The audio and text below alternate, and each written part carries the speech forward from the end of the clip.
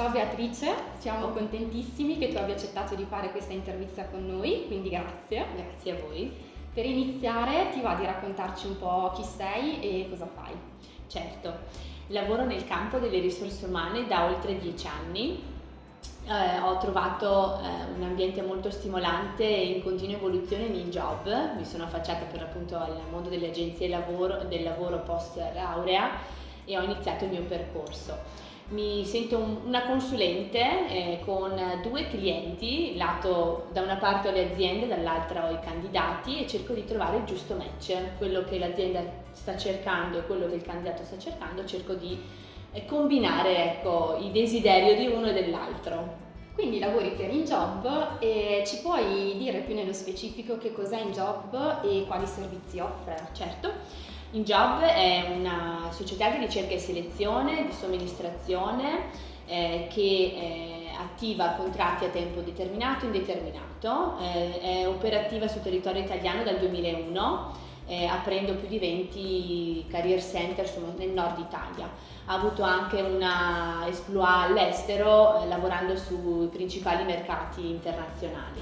Oggi fa parte di W Group, che è un gruppo, diciamo, multibrand, multicanale, che offre diverse soluzioni per il mondo del mercato del lavoro, per il servizio del lavoro. Quindi InJob posso dire che sia un mediatore tra la domanda di lavoro posta sul mercato e un possibile candidato ideale. Come funziona da voi un processo di selezione gestito da voi ma per conto di terzi? Allora, il processo di InJob si basa sul concetto di cura, il CLIMB è quello del designer di carriere, infatti è una nozione che rappresenta il nostro brand da sempre, dalla nascita, perché noi ci riteniamo una boutique che ricerca talenti per le nostre aziende clienti. Per noi è fondamentale trovare il giusto match tra quello che l'azienda sta cercando e il candidato, lavorando sempre con qualità e cura per tutti i servizi che offriamo, quindi dalla ricerca e selezione alle politiche attive, alla somministrazione, alla formazione, all'orientamento al lavoro. Immagino quindi che tu legga moltissimi curricula ogni anno. Sono curiosa di chiederti cosa attrae la tua attenzione in un curriculum e in particolare per una persona giovane che in quanto tale può avere poca esperienza lavorativa, come può far emergere le sue potenzialità nel curriculum. È vero, ne leggiamo tantissimi, ci arrivano tantissimi curricula. Diciamo che l'attenzione cade soprattutto su quei candidati che in quel momento hanno le caratteristiche che stiamo ricercando per le aziende clienti che ci hanno contattati. Poi è vero che non ci concentriamo, insomma, l'attenzione non si basa esclusivamente su quello che è il candidato che sto ricercando, ma anche quei candidati potenziali, quindi che hanno quella caratteristica, perché lavorando sul territorio abbiamo polso, insomma, e conosciamo, no, le realtà che lavorano sul nostro mercato e quindi sappiamo che la caratteristica X di quel candidato è perfetta per quell'azienda e quindi chiamiamo anche quel candidato potenziale. L'importante per noi è che nel curriculum, che è il bigliettino da visita di ognuno di noi, sia conciso, sia completo, insomma, nelle informazioni anagrafiche, soprattutto per poterlo contattare, ma anche con l'esperienza formativa o l'alternanza scuola-lavoro, piuttosto che collaborazioni di volontariato, oltre alle esperienze lavorative a tutto campo, insomma, che ha vissuto. Grazie, perché ci stai dando veramente delle informazioni preziosissime e secondo me anche incoraggianti, perché da quello che ci racconti mi sembra di capire che evidenziate anche l'unicità della persona. E a questo punto quindi mi sposterei su una questione un po' delicata che si affronta sempre con un po' di preoccupazione, quando è il momento di parlare di salario, ferie, benefits, nel momento in cui non è l'azienda a farlo per prima. E soprattutto quali modalità consigli per affrontare questo discorso? L'hai già anticipato, nel senso che mai al primo colloquio, se non è la stessa azienda cliente che te lo chiede o comunque che si espone nel presentarti un po' quello che è il pacchetto retributivo. Di solito in alcuni processi arriva al secondo incontro piuttosto che al terzo, dipende un po', no, dalla figura professionale, ma anche dall'iter del processo, insomma, che ogni azienda ha.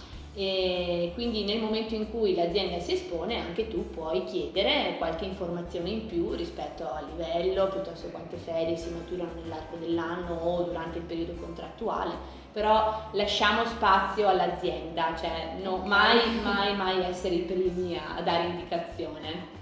Come può quindi un giovane presentare le sue necessità in fase di selezione senza però mettere a repentaglio la sua reale motivazione al lavoro agli occhi del recruiter? L'importante è la trasparenza, nel senso, in una relazione, in un dialogo, l'importante è che vengano messi in evidenza subito tutti i paletti e capire se c'è il giusto match tra quello che è la necessità aziendale e la necessità, insomma, del candidato. E magari non subito, perché magari in un primo incontro ci si conosce, no? Si entra un po' più nel dettaglio rispetto a quella che è la mansione, si danno delle definizioni, insomma, rispetto a quello che è l'orario, la mansione, poi cosa si fa, cosa non si fa. In un secondo incontro, se c'è la possibilità, insomma, lì magari si dà evidenza, ecco, di quelle che sono le proprie priorità, se in questo momento riescono ad essere affini a quelle che sono le necessità dell'azienda, insomma, si può iniziare una collaborazione, altrimenti purtroppo si deve guardare ad altre opportunità di lavoro, insomma.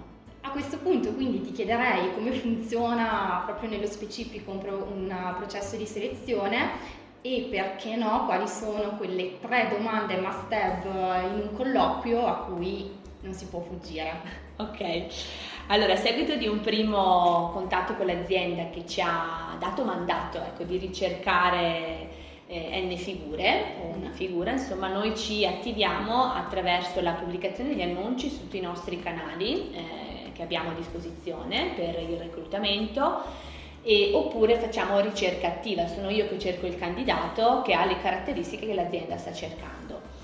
Individuate la rosa di candidature che ritengo, insomma, allineate a quella che è la necessità dell'azienda, le contatto attraverso un'intervista telefonica iniziale per sondare un po' quelle che sono le caratteristiche oggettive che vengono scritte e descritte sul curriculum. Dopodiché ci incontriamo di persona, se possibile, altrimenti attraverso un videocolloquio. Una volta fatto il colloquio, di solito elaboriamo una sorta di long list o short list a seconda del numero, ecco, dei candidati, con le caratteristiche, la motivazione, l'inquadramento, l'attuale ruolo, ok, che hanno. Dopodiché presentiamo le candidature all'azienda cliente. Qui è l'azienda cliente che ci chiede ci dice chi vuole incontrare, e fissiamo il colloquio in azienda. Lì a volte li affianchiamo nel colloquio, nel primo colloquio, altre volte, insomma, le aziende preferiscono, ecco, muoversi in autonomia, e poi magari subentriamo in quelle che sono la trattativa d'ingresso, quindi quello che è il pacchetto, ecco, economico che l'azienda vuole dare al candidato. Ci manca, diciamo, la parte di onboarding, a volte di sviluppo di carriera, perché è l'azienda che la fa, però il candidato a volte ci aggiorna, ecco, sulla sua situazione, e questo ci dà molta soddisfazione. Immagino. Perché non finisce, ecco, una volta entrato in azienda il contatto, ma rimane. È un'esperienza bellissima. Sono curiosa su 3 domande che mi dicevi prima, è vero, hai ragione, sì. Allora, di solito bisogna essere preparati su quello che cosa vuoi fare, che cosa ti piacerebbe fare, nel senso, tu devi avere un'idea, no? Di che cosa ti piace fare, magari che è attinente o meno a quello che è stato il tuo percorso, però devi essere consapevole, no? Di quello che ti piace fare. Presentarsi con un'idea chiara. Esatto. Poi è importante anche dare delle tempistiche di disponibilità, perché magari oggi non hai la possibilità di iniziare domani, ma tra 15 giorni oppure dopo il percorso di studi, perché se stai ancora studiando o hai una necessità familiare che ti impegna, quindi poi gli dai una disponibilità, insomma, a livello temporale. E dopo dove ti vedi anche da qui a, non so, nel medio periodo? perché anche in ruoli operativi c'è la possibilità di crescita, insomma un po' di ambizione, fai conoscere un po', tiri fuori un po' di carattere, no? Per capire che ambizioni hai, che prospettive hai a livello lavorativo rispetto a te stesso, il tuo futuro. Sono Ecco. sicuramente degli spoiler importanti su cui poi si può prepararsi senza problemi. Ecco. Ti ringrazio tanto per la disponibilità. Grazie a voi per l'opportunità. Sono state veramente informazioni utilissime che spero possano aiutare ad affrontare un colloquio con più serenità e meno ansia, perché si guarda, come dicevi tu, alla persona e alla sua esperienza Attitudine, personale. esatto. Quindi